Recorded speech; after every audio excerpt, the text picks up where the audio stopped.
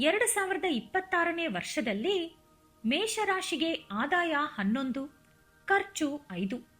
ಅಂದರೆ ನಿಮ್ಮ ಆದಾಯದಲ್ಲಿ ನೀವು ಅರ್ಧದಷ್ಟು ಕೂಡ ಖರ್ಚು ಮಾಡುತ್ತಿಲ್ಲ.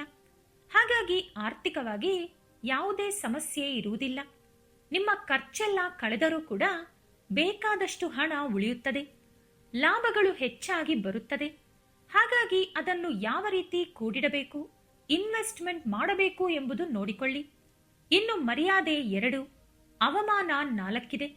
ಅಂದರೆ ನಿಮಗೆ ಗೌರವ ಮರ್ಯಾದೆ 2ರಷ್ಟು ಸಿಕ್ಕರೆ ಅದಕ್ಕೆ ಬದಲಾಗಿ ಅವಮಾನ 4ರಷ್ಟು ನಡೆಯುವ ಸಾಧ್ಯತೆ ಇದೆ.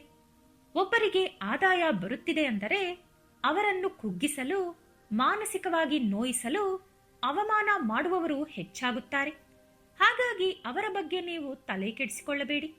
ಎಲ್ಲವನ್ನೂ ಮನಸ್ಸಿಗೆ ತೆಗೆದುಕೊಳ್ಳಬೇಡಿ. ಹೆಚ್ಚಾಗಿ ಚರ್ಚೆಗಳು, ಗಲಾಟೆಗಳು, ವಾಗ್ವಾದಗಳು ಮಾಡಲು ಹೋಗಬೇಡಿ.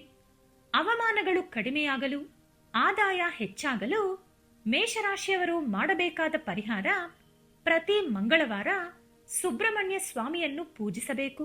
ಹಾಗೆ ಪ್ರತಿ ಭಾನುವಾರ ಸೂರ್ಯದೇವರನ್ನು ಪೂಜಿಸಬೇಕು.